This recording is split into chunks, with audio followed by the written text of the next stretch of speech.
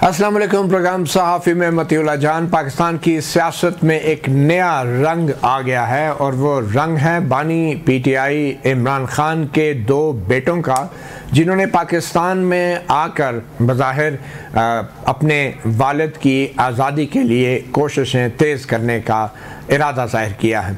ज़राए यही बता रहे हैं, अभी तक इस बात की तस्दीक तो नहीं हुई कि वो कब आएंगे और क्या उनकी दोहरी शहरियत है या फिर वो सिर्फ बरतानिया के शहरी हैं, मगर पाकिस्तान की हुकूमत में अभी से कुछ परेशानी ज़रूर है, कुछ कांपें ज़रूर टांग रही हैं। और हम सुन रहे हैं कुछ वज़रा की तरफ से ये बात भी कि अगर वो आते हैं और पाकिस्तान के कानून की खिलाफ वर्जी करेंगे तो उन्हें गिरफ़्तार भी किया जा सकता है। सवाल ये पैदा होता है कि क्या अगर कोई शख्स पाकिस्तान का शहरी नहीं भी है तो क्या अपने वालिद के लिए वो पाकिस्तान के अंदर वो जदोजहद या कोशिश नहीं कर सकता, आवाज़ नहीं उठा सकता? और इमरान खान के बेटे अगर पाकिस्तान में आते हैं तो क्या एक बार फिर एक तारीख दोहराई जाएगी? बिल्कुल उसी तरह जिस तरह जुल्फ़िकार अली भुट्टो की फांसी से पहले बेनज़ीर भुट्टो उनकी आज़ादी के लिए कोशिशें करती रही, नवाज शरीफ की आज़ादी के लिए उनकी बेटी मरियम नवाज़ कोशिशें करती रही, तो क्या इमरान खान के बेटों पर पाबंदी होगी कि वो कुछ भी नहीं कर सकते पाकिस्तान आकर? इन सारे सवालात के लिए आज हमने ख़ास तौर पे मदऊ किया है। इस्लामाबाद के स्टूडियोज़ में हमें ज्वाइन कर रहे हैं पाकिस्तान तहरीक इंसाफ के रहनुमा जनाब नईम हैदर पंचोता, एडवोकेट, बहुत शुक्रिया आपका। और फिर मुस्लिम लीग नून के रुकन कौमी असम्बली और रहनुमा जनाब जुल्फ़िकार अली भुट्टी, और हमें ज्वाइन कर रहे हैं सीनियर जर्नलिस्ट और तजज़ियाकार मज़हर अब्बास। सबसे पहले तो नईम हैदर पंचोता साहब थोड़ा सा वजाहत तो कर दें, क्या सूरत हाल है? इमरान खान के बेटे पाकिस्तान आ रहे हैं या नहीं आ रहे हैं? बहुत शुक्रिया मतीउल्लाह साहब, आपने मौका दिया। बिल्कुल जी, वो पाकिस्तान आने का इरादा रखते हैं और इंशाअल्लाह ताला आएंगे। ये जितनी धमकियां दे रहे हैं बेसिकली ये डरे हुए हैं। जब से इन्हें पता चला है कि वो आ रहे हैं तो पहले ही इनको इतना खौफ था कि तहरीक का ऐलान हो गया। और आपको पता है कि जब भी ऐलान होता है गिरफ्तारियाँ, छापे, चादर चार दीवारी का तकद्दस पामाल लोगों के घरों में पहुँच जाते हैं। तो अब जब से पता चला है कि दोनों जो बेटे हैं वो आ रहे हैं तो उसके बाद इनकी जो कांपें हैं वो टांग गई हैं। ठीक है जी। तो शरीयत का एक प्रोपेगेंडा किया जा रहा है जी कि देखें जी वो बरतानवी जो है वो शरीयत रखते हैं और यहाँ आके कैसे कर सकते हैं। तो बताइए ये कि हसन और हुसैन नवाज़ पाकिस्तान की तरफ से कैसे सरकारी दौरे कर सकते हैं?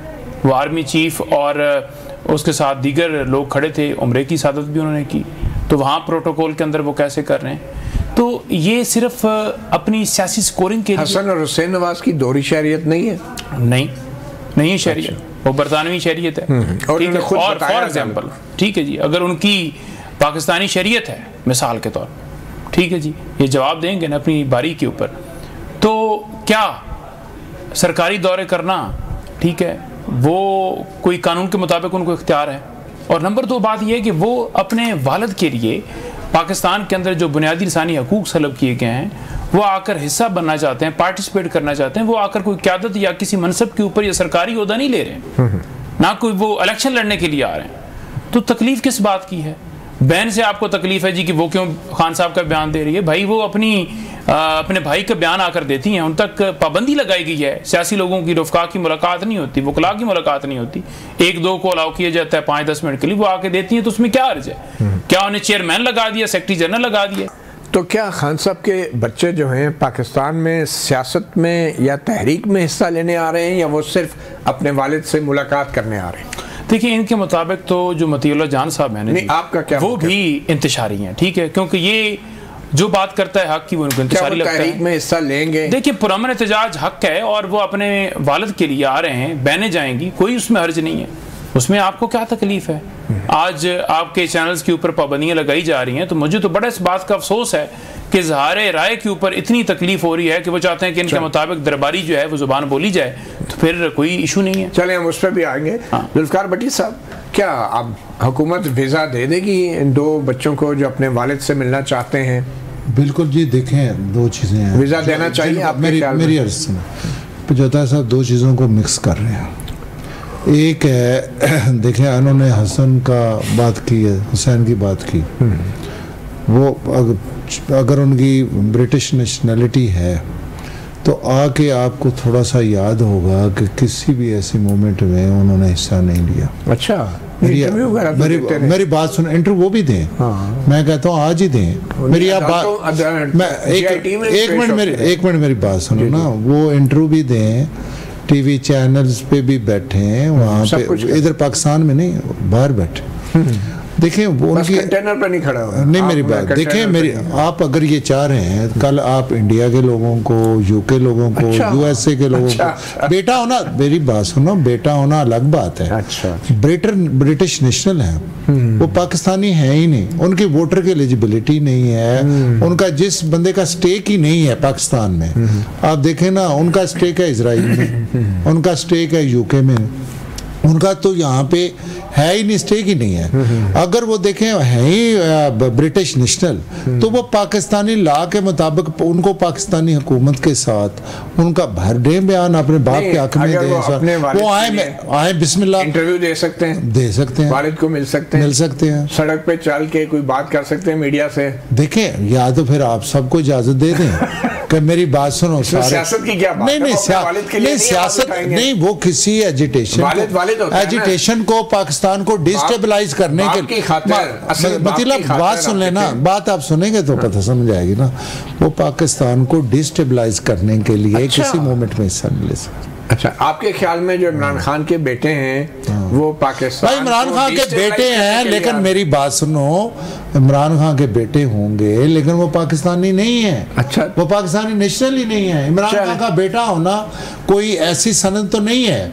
आप देखें ना, उन्होंने उनकी देखें, जमायमा है, अब वो बाहर है, उनके बेटे हैं बाहर हैं, उनके मामू साहब, कल आप उनके मामू को भी फिर दावत देंगे। नहीं तो मेरी बात सुनो, इजराइल से उसके मामू, मेरी बात सुने, कल कहेंगे जी ये बच्चे इमरान खान के साले हैं साहब का, लिहाजा ये भी यहाँ पे आते। पहले आप लोग कहते थे कि खान साहब अपने बच्चों को तो लाते नहीं है, अब वो ला रहे हैं, तो आपको क्या मसला है? नहीं देखें, हम कहते हैं पाकिस्तानी नेशनलिटी लें और बिस्मिल्लाह। अच्छा, नेशनलिटी लें, आप दे देंगे उन्हें नेशनलिटी? देखें, अगर अप्लाई करें जो रूल है पाकिस्तान। जी मतलब बात साहब, आपको क्या लग रहा है? अब मुझे बज़ाहिर तो कोई इख्तलाफ नहीं लग रहा, एक गैर ज़रूरी बहस छिड़ गई है कि खान साहब के बच्चे अगर आएंगे तो अगर सियासत करेंगे तो वो इजाज़त नहीं देंगे, वीज़ा भी पता नहीं मिलेगा या नहीं मिलेगा। इतना पेचीदा मसला क्या है?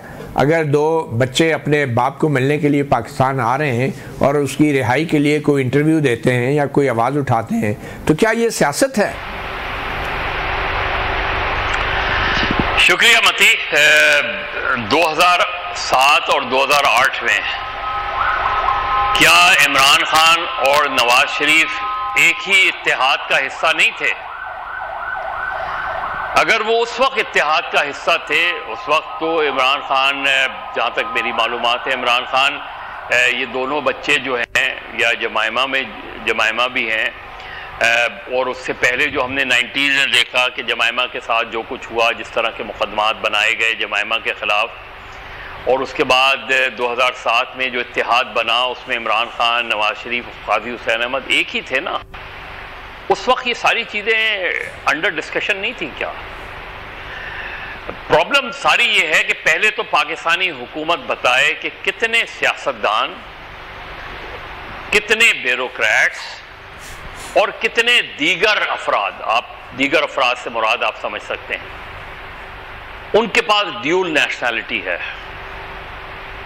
और ड्यूल नेशनैलिटी की क्या हमारे पास पैरामीटर्स हैं ड्यूल नेशनैलिटीज़ के? अब हुसैन नवाज, हसन नवाज बच्चों के लिए मेरी अपनी रिस्पेक्ट, अपनी जगह है कि बच्चे ज़ाहिर है बाप के लिए कंसर्न होते हैं, उनके बाप के साथ क्या किया जा सकता है, क्या चीज़ें हो सकती हैं। वो अपने आते हैं, अपने बाप से मिलते हैं, अपने बाप की रिहाई के लिए अगर फ़र्ज़ करें किसी एक आध रैली में शिरकत कर लेते हैं तो वो एक अलग बात है। लेकिन अगर वो प्रैक्टिकल पॉलिटिक्स में अनाउंस करते हैं कि हम प्रैक्टिकल पॉलिटिक्स में आ रहे हैं, तो जाहिर है उन्हें अपनी एक नेशनलिटी को सरेंडर करना पड़ता है। तो प्रॉब्लम सारी ये है कि हम इतनी पॉलिटिक्स में इतनी पोलराइजेशन हो गई है और इतनी इख्तलाफात दुश्मनियों में बदल गए हैं कि हम ये भूल गए हैं कि आज के दुश्मन कल के दोस्त हो सकते हैं। और ये हमने माजी में देखा है। मैंने तो क्योंकि वो जलसे अटेंड किए, लेकिन मैं आपको बता नहीं सकता कि जो ज़बान नवाज शरीफ और बेनज़ीर भुट्टो के ख़िलाफ़ IGI हो, मुस्लिम लीग हो, उनके रहनुमा इस्तेमाल करते थे, और तो वो क्या थी, और उसके बाद दोनों बैठों ने गलतियां अपनी तस्लीम की। मेरा ख्याल है हमें बेंचमार्क इसको नहीं बनाना चाहिए, हमें बेंचमार्क इसको बनाना चाहिए कि क्या पाकिस्तान में हम जमहूरियत को मजबूत कर रहे हैं कि कमज़ोर कर रहे हैं। आप अदालती सतह पे देख लें, आप सियासी सतह पे देख लें, आप मीडिया की सतह पर देख लें, और ये बारहा बात करते रहा हूं मैं कि देखें, जो आज मीडिया के लिए आप कवानीन बना रहे हैं वो कल कहीं ऐसा ना हो कि आप पर अप्लाई हो, और ऐसा ही हुआ।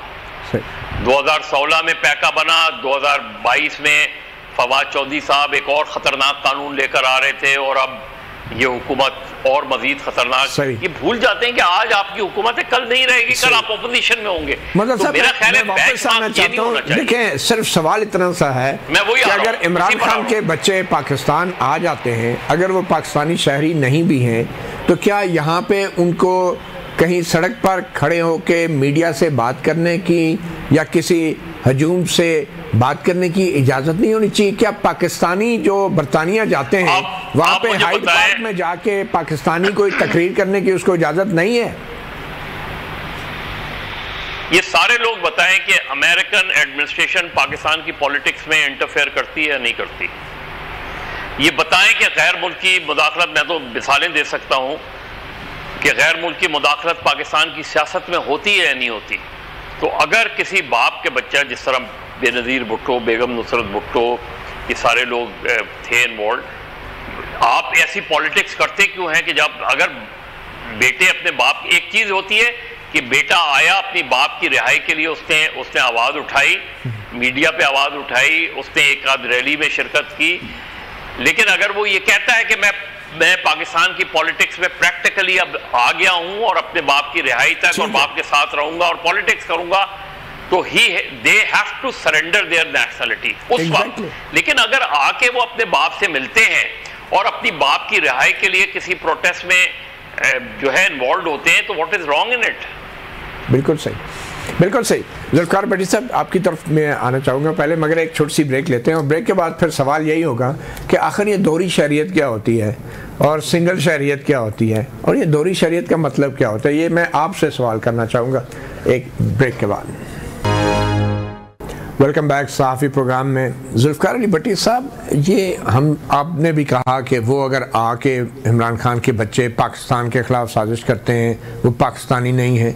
मुझे ये बताएं कि जो नवाज शरीफ साहब के बच्चे हैं जिनकी दोहरी शहरियत है बकौल आपके, तो ये बरतानिया की शहरियत लेने वाला शख्स क्या हल्फ उठाता है? आपको पता है वो किसकी वफादारी का हल्फ उठाता है? देखें दो चीज़, चाहे दोहरी शहरियत का ही क्यों ना। देखें वही आपने बड़ा अच्छा क्वेश्चन, मलका की, बादशाह की, आप देखें ना, आपने बड़ा अच्छा क्वेश्चन किया कि ड्यूल नेशनलिटी क्या और सिंगल नेशनलिटी क्या है। आपकी तो नहीं है ना? नहीं, मेरी नहीं है। आपकी पाकिस्तानी मेरी देखें, मेरे तो किसी बेटे की, लेकिन मैं सलमान साहब की बात कर रहा हूँ, हसन की, नवाज की बात कर रहा हूँ। मैं बताऊँ, मेरे तो तीनों बेटे हैं, तीनों की नहीं है। एक हालांकि अभी कनाडा में है। क्यों नहीं लिया आपने? एक जापान में नहीं ली ना, मेरे अपनी चॉइस है, मेरी बात। आपने मना किया उन्हें? हाँ जी, मना किया बिल्कुल। मैंने अपने तीनों बेटों को नहीं लेना। अच्छा, हाँ जी, बड़ी बात है। हालांकि दो अभी भी फॉरेन। तो फिर ये मियां साहब के बच्चों ने क्यों दोहरी शरीयत? देखिए, ये उनका अपना फैसला है, मेरी आप बात। अच्छा, ये दोहरी शरीयत वाला हल्फ क्या उठाता है वो बता दे। देखें, मैं आपको बताऊं, ड्यूल नेशनलिटी, आपको पता है कि जो हमारा एक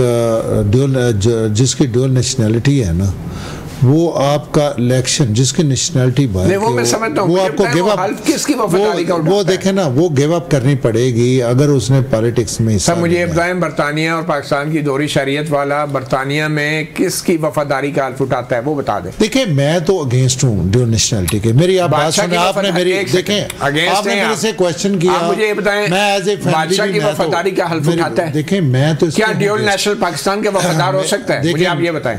नहीं, देखें, मैं तो बिल्कुल कहता हूं कि जिनकी भी ड्यूल नेशनलिटी है ना, कोई एक या पाकिस्तान की लें या बाहर की लें, देखें मैं तो एक होनी चाहिए, एक होनी चाहिए, क्योंकि वो पाकिस्तान के वफादार नहीं हो सकते। बिल्कुल नहीं हो सकता। मैं तो बिल्कुल, देखें, मैं कोई भी हो, मैं ये बात ही नहीं कर रहा। बड़ी बात, मैं ये कहता हूँ कि आपके कितने ब्यूरोक्रेट्स, आपके कितने सियासतदान, उनके बच्चे, देखें ना, ये हमारे दोस्तों के जमाने में भी ये तो नहीं, इन्होंने कोई ड्यूल नेशनलिटी पे पाबंदी तो नहीं लगाई। आज अगर ये बात करते हैं तो ये इनके पास तो पूरी स्ट्रेंथ थी, ये भी इस पे पाबंदी लगाते। देखें, मैं तो ज़ाती तौर पे, मैं अपनी ज़ाती ओपिनियन की बात कर रहा हूँ। मेरी ज़ाती ओपिनियन में एक मुल्क के अपने, अगर आप अपने मुल्क में रह रहे हैं, अगर आप वफादार हैं तो फिर पाकिस्तान की शहरी, जाए बाहर जाए, पढ़ें, कारोबार करें, लेकिन वफादार पाकिस्तान। लेकिन देखें, अगर आप पाकिस्तानी हैं तो आपको पाकिस्तान के वफादार होना चाहिए। ये देखें ना, नहीं कोई भी हो, मैं इसमें बड़ी अच्छी बात की आपने, बड़ी बोल्ड स्टेटमेंट। एक मेरी बात सुन लेना, मैं ये चाहता हूँ कि देखें, वो अब ब्रिटिश नेशनल है ना, मेरी आप बात सुन लें।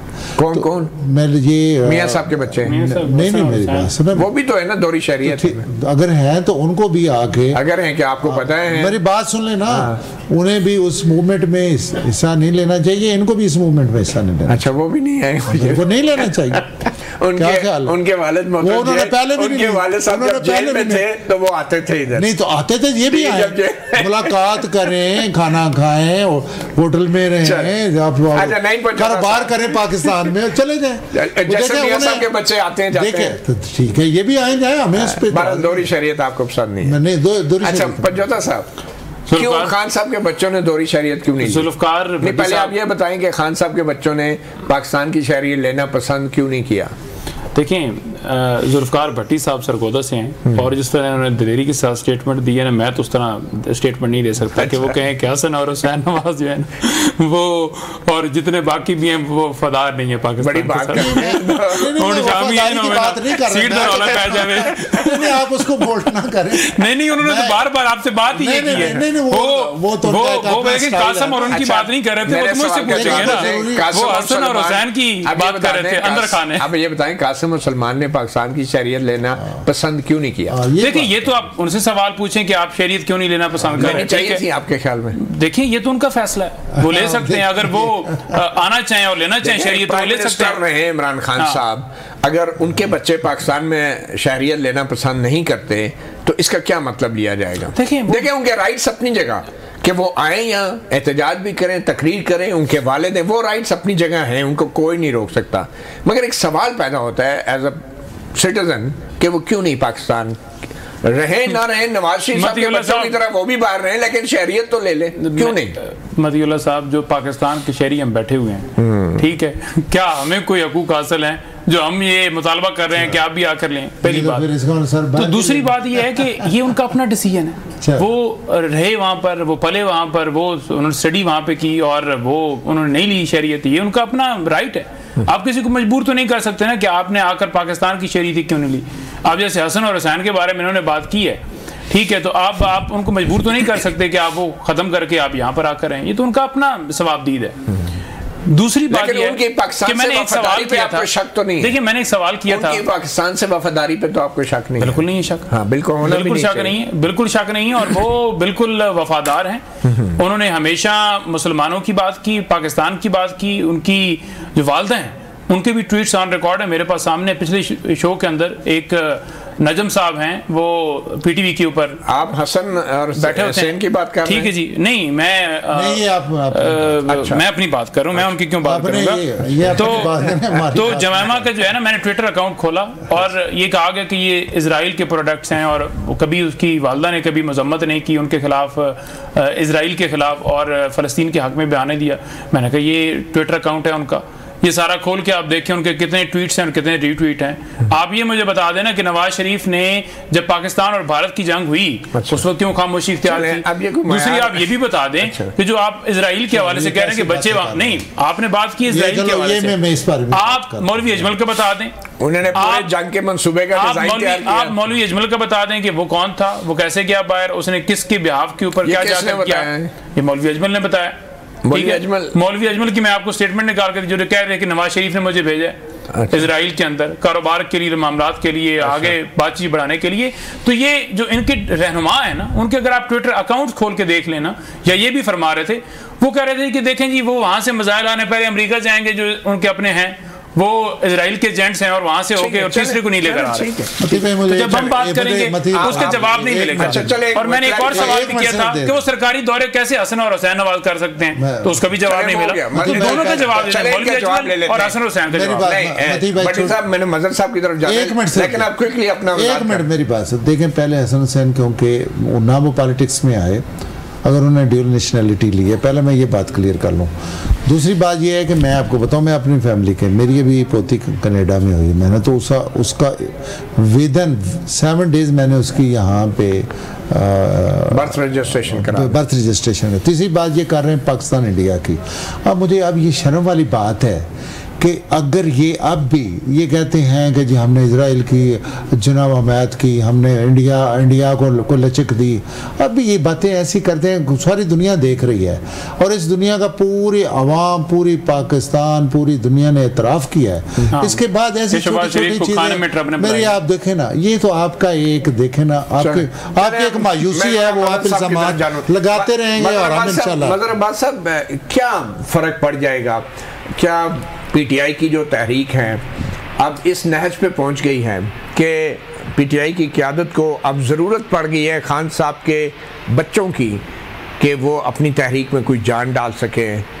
क्या लग रहा है कि अगर खान साहब के बच्चे आ भी जाते हैं, उन्हें वीज़ा मिल भी जाता है, जो बज़ाहिर मुश्किल लगता है, तो फिर क्या फ़र्क पड़ जाएगा? तहरीक वाकई उसमें जान पड़ जाएगी?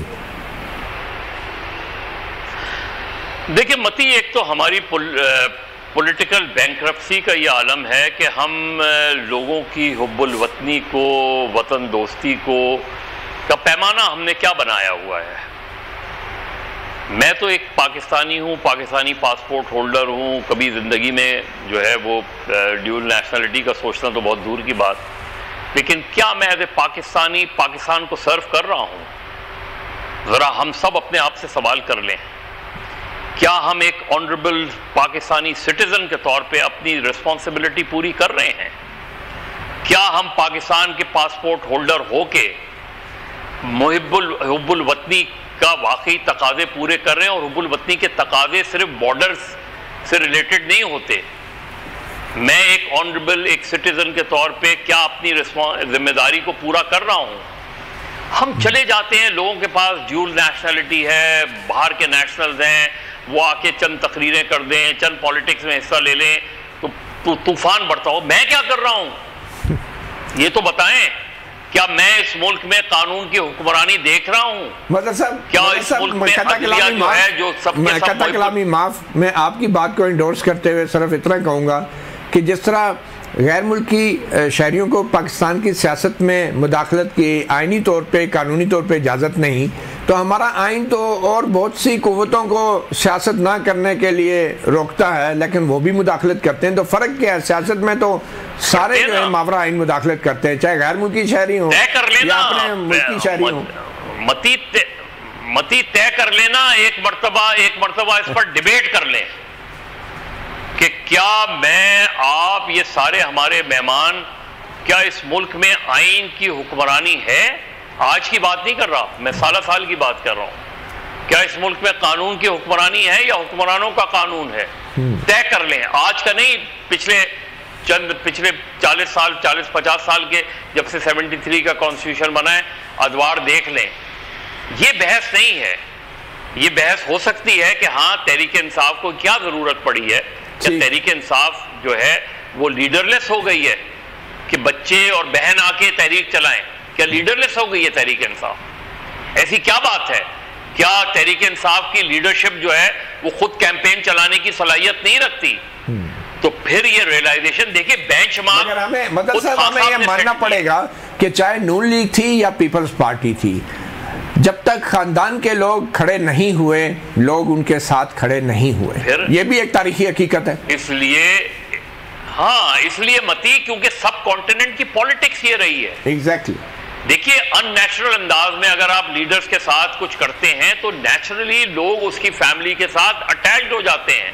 आप गांधीज की फैमिली देख लें, आप बांग्लादेश की मिसाल ले लें, आप श्रीलंका की मिसाल ले लें, आप पाकिस्तान की मिसाल ले लें, लेकिन खान साहब ने क्योंकि खुद वो बेंचमार्क मुकर्रर किए इसलिए सवाल ज्यादा फोर्सफुली आ रहे हैं। और तो और मेरे जो हमारे फैमिली का आना, पॉलिटिक्स में हिस्सा लेना कोई ऐसी बात नहीं। बहुत शुक्रिया, आपने कानून की हुक्मरानी की बात की। कानून का तो पता नहीं मगर हुक्म भी है और रानी भी है। एक छोटी सी ब्रेक लेंगे और ब्रेक के बाद हम बात करेंगे पाकिस्तान के सफारती महाज पे क्या हो रहा है।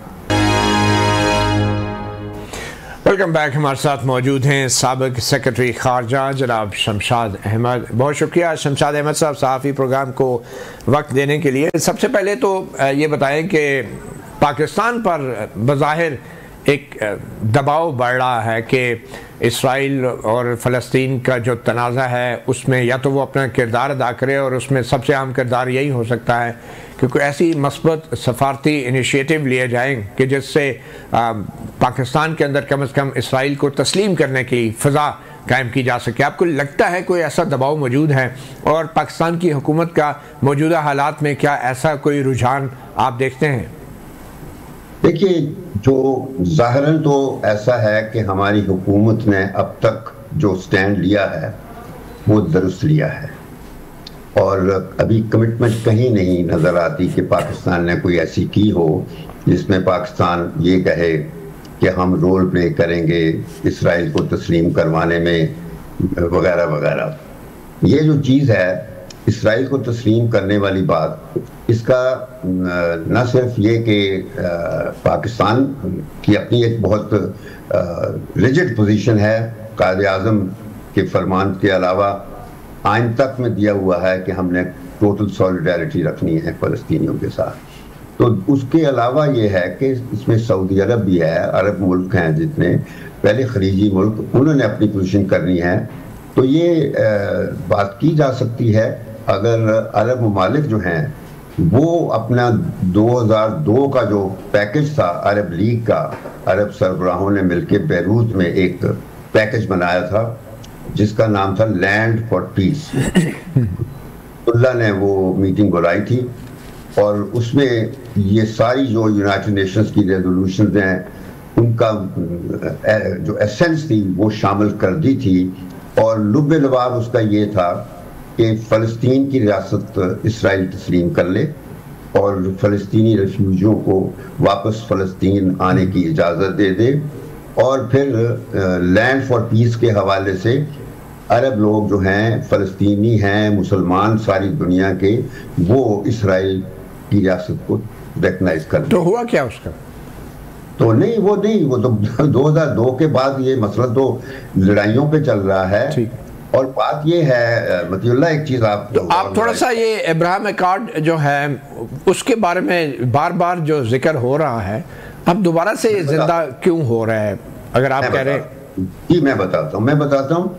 ये जो है ना एक तो ये है अब्राहम अकॉर्ड से पहले आपको एक चीज़ जो नोट में लानी है वो ये है कि इजराइल ने जो कुछ जुल्म फ़लस्तीनियों के साथ किया है 2022-23 से, जब से ये सिलसिला शुरू हुआ है, हमास और इसराइल की लड़ाई शुरू हुई है, तो ये दरअसल सिर्फ इसराइल या फ़लस्तीनियों की लड़ाई नहीं है, ये सिर्फ इसराइल या ईरान की लड़ाई नहीं है। मैं आपको बताऊं, ये लड़ाई का आगाज़ 1400 साल पहले हुआ था।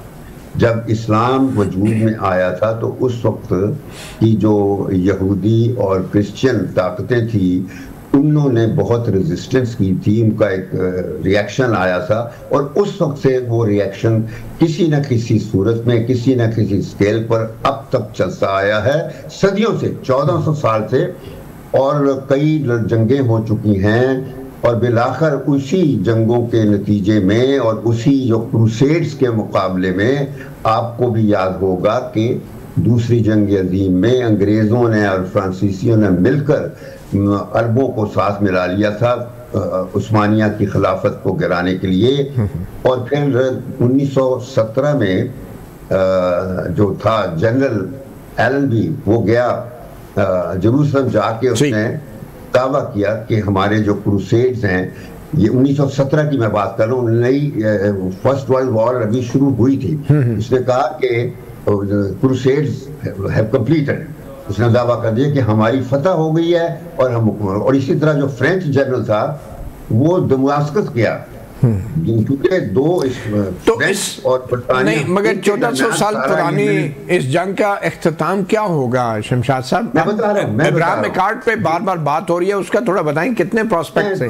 मैं आ रहा हूँ ना, ये एक बार बैकग्राउंड मैंने दे दिया कि ये जो झगड़ा है ये सिर्फ ईरान इसराइल झगड़ा नहीं है, ये ईरान और इसराइल फलस्तीन झगड़ा नहीं है, ये झगड़ा है इस्लाम और दूसरी जो मजहबी ताकतें हैं, और वो किसी न किसी शक्ल में नमूदार होता रहा है।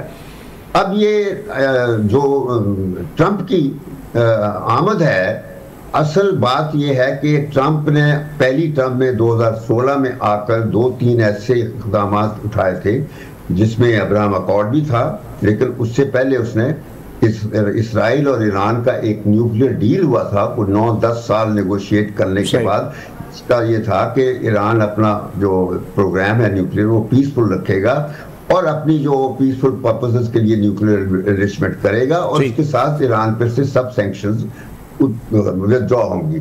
और 2006 में वो सैंक्शंस अमेरिका ने सलामती कौंसिल के जरिए लगवा दी थी। तो वो 10 साल के बाद 2000 जब ये ट्रंप आया, इसने वो डील ही खत्म कर दिया अंडर प्रेशर फ्रॉम नेतन्याहू। तो ये कहानी उस वक्त से शुरू हो जाती है और वो डील खत्म हो गया। शमशाद साहब, आप जरा इब्राहिम अकॉर्ड की तरफ आ जाएंगे, है क्या और क्यों अमेरिका इस पे इसरार कर रहा है, और अरबों का और पाकिस्तान का क्या रद्द-ए-अमल होना चाहिए? बात ये है कि वो ट्रंप का ही तो इब्राहिम अकॉर्ड है, ये कोई हवा में से नहीं उभरा। ट्रंप लेकर आया और इसराइल को रिकॉग्नाइज करवाने के लिए उसने अरबों को कहा कि भी आप तस्लीम कर लें, और उससे कामयाबी हुई। उसने अमारात, कतर, सूडान, मोरक्को वगैरह सबसे रिकॉग्नाइज करवा दिया। तो उसमें फलस्तीनियों को क्या मिला? मैं बता रहा हूँ ना, कुछ नहीं मिला ना। सऊदी अरब ने नहीं किया इसकी पहली टर्म में। देखिए, अब हम ऑफ की बात कर लें तो मुझे बात करने दीजिए। मैं तरह जंप नहीं कर सकता कि मैं इब्राहिम अकॉर्ड की बात कर रहे हैं ना, अब आप मैंने वो छोड़ के उस पर बात करने दीजिए कि इब्राहिम अकॉर्ड जो था वो इस रिकॉग्नाइज करवाना चाहता था ट्रंप अपनी पहली टर्म में, वो पूरा नहीं हो सका इसकी पहली टर्म में। इससे पहले कि सऊदी अरब रिकॉग्नाइज करता, ट्रंप की टेन्योर खत्म हो गई।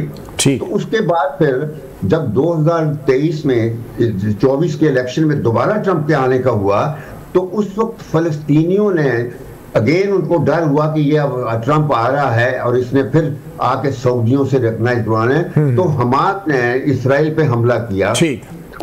ये सब जंग छिड़ी ताकि सऊदी अरब को रिकॉग्नाइज ना करे, एंड दे सक्सीडेड। फलस्तीनी ने कामयाबी हासिल की बहुत कुर्बानी देके। अब ये तो हो गया, उसके बाद फलस्तीनियों की जंग शुरू हो गई, उन्होंने सऊदी अरब को रिकॉग्नाइज नहीं करवाने दिया, बेतहाशा अपनी कुर्बानियां दी हैं फलस्तीनियों की अपनी। अब दूसरी टर्म में आके इसने फिर वही अब्राहम अकॉर्ड का सिलसिला शुरू किया है, इसराइल पे प्रेशर, न्यूक्लियर प्रोग्राम पे एक जंग दूसरी शुरू कर दी। तो कई किस्म के ये वो है ना क्लैशेस और कॉन्फ्लिक्ट पैदा कर दिए। सर, अब गजा पे अगर आ जाए, अब जो इब्राहिम अकॉर्ड है इसमें सऊदी अरब से रिकॉग्नाइज करवाना है, सऊदी अरब और बाकी के मुस्लिम। एक चीज याद रखें जी, इब्राहिम अकॉर्ड से पहले वजह यह है कि 193 मुल्क हैं दुनिया में, उसमें से 164 मुल्कों ने रिकॉग्नाइज कर लिया हुआ इसमें। इस वजह से ट्रंप बड़े जोर शोर से ये प्रेशर लगा रहा है। हमारे लिए ये एक मसला जरूर है, लेकिन हमारी पोजीशन ये है कि हम कभी भी इसराइल को रिकॉग्नाइज नहीं कर सकते जब तक फलस्तीनी और अरब ममालिक जो हैं वो इकट्ठे किसी वादे पर इसराइल के साथ। अब गजा के हवाले से जो 2 मुलाकातें एक दिन में इसराइल और अमेरिकी सदर के बीच हुई हैं व्हाइट हाउस में, तो क्या देख रहे हैं इन मुलाकातों का क्या नतीजा निकल सकता है? वजह मैं बताता हूँ ना, वजह ये है कि सबसे पहली बात इस वक्त ये है कि सारी प्रोग्रेस के लिए ज़रूरी है कि इसराइल और फलस्तीनियंस का सीज फायर होना चाहिए, गाजा में सीज फायर होना चाहिए। और वो गाजा वालों ने दे दिए हैं अपने कंडीशन, लेकिन अब वो चाहते हैं, ये जो अमेरिकन को नेतन्याहू बता रहा है कि हमने अपनी पोजीशन किस तरह मजबूत रखनी है, तो ये झगड़ा इस बात पर है कि सीज फायर किन शराइत पर होगी। लेकिन बात मैं बता दूं कि जो ट्रंप है ये कोई न सियासतदान है न डिप्लोमेट है, और ये एक बदकिस्मती से अमेरिका की किस्मत में ये है कि पहली टर्म में आकर इसने दुनिया तहस नहस कर दी थी। उसने जेरूसलम को इसराइल का दारुल खिलाफा रिकॉग्नाइज किया, अमेरिका की एम्बेसी वहां ले गया। ये कभी किसी अमेरिकन प्रेसिडेंट का जरूरत नहीं हुई थी, इसने वो किया। तो अब ये एक और आगे कदम जाना चाहता है कि इसराइल को तस्लीम करवा अब्राहम का नाम इस्तेमाल करके इसमें पाकिस्तान को भी लाना चाहता है। लेकिन ये डिपेंड करता है कि हमारे लोगों ने हालिया मुलाकातों में किस हद तक इसके साथ कमिटमेंट की है। मैं समझता हूं कि जब तक जो फलस्तीनियों की एक रियासत विद ईस्ट जेरूसलम अल-कुद्स उसका दारुल खिलाफा ये कबूल नहीं है, उस वक्त तक पाकिस्तान तस्लीम नहीं कर सकता। ये हमारी कॉन्स्टिट्यूशनल रिक्वायरमेंट है, हमारी लीगल रिक्वायरमेंट है। पाकिस्तान कायद-ए-आज़म ने ये कहा था, तो ये कोई भी हुकूमत ये जुर्रत नहीं कर सकती ये शरात पूरी किए बगैर। मगर शायद कायद-ए-आज़म ने ये सोचा भी ना होगा कि इसराइल और की तरफ से और पाकिस्तान की तरफ से अमेरिका के सदर को नोबेल अमन पीस प्राइज के लिए नामजद किया जाएगा। क्या कहेंगे? ये बातें तो गलत बात थी। ये जो है ना नोबेल प्राइज, मैं बताऊं नोबेल प्राइज भी जो होता है ना, ये इस तरह ओबामा को भी मिला था। Nobel prize T.S.. इलियट ने, एक बड़ा मशहूर लिखारी है फिलोसफर, उसने ये कहा था कि नोबेल प्राइज जो है ना ये किसी भी सियासतदान या स्टेट्समैन के लिए उसका यानी उसकी मौत का, सियासी मौत का एक बिगिनिंग होती है। तो ओबामा की मौत, सियासी मौत, उसको नोबेल प्राइज मिला था, वो जंगे लड़के फिर उसने खत्म हुआ। तो ये इसको भी जिस अव्वल तो मिलेगा नहीं। मैं आपको एक चीज बता दूं कि जो एक क्रिमिनल बंदे ने प्रपोज किया हो, Netanyahu is a criminal, war criminal है, जिसको आलमी अदालतों ने पनिश किया हुआ है, वो प्रपोज करे नोबेल प्राइज, तो ये नोबेल जो देने वाले हैं कितना नोबेल होगा? आपका ख्याल है कि वो दे देंगे इसको? और ये अगर किसी ने बंदे ने, किसी पर्सनैलिटी ने इस प्रपोजल को 7 सेकंड किया, तो ये हमारी बदकिस्मती होगी पाकिस्तान की। बस मैं तो ये कह सकता हूँ। बहुत शुक्रिया साबिक सेक्रेटरी खारजा एम्बेसडर शमशाद अहमद सहाफ़ी प्रोग्राम को वक्त देने का। बज़ाहिर तो पाकिस्तान जो है सफारती कामयाबियाँ समेट रहा है, और ख़ास तौर पे ख़ित्ते में, और मौजूदा हुकूमत की जो भारत के मुकाबले में सफारती इनिशिएटिव हैं बज़ाहिर वो बहुत आगे और रफ्तार से बढ़ रहे हैं, जबकि भारत ख़ुद अपनी अपोजिशन की तरफ से तनकीद का सामना कर रहा है। पाकिस्तान के सफारती महाज पे ये कामयाबियाँ कब तक और किस हद तक आगे जाएंगी, ये तमाम इस बात का इन्हिसार पाकिस्तान की अंदरूनी सियासत पे भी है और सियासी इस्तेहकाम पे भी है। सहाफ़ी प्रोग्राम से इतना ही, इजाज़त दीजिए। अल्लाह हाफ़िज़।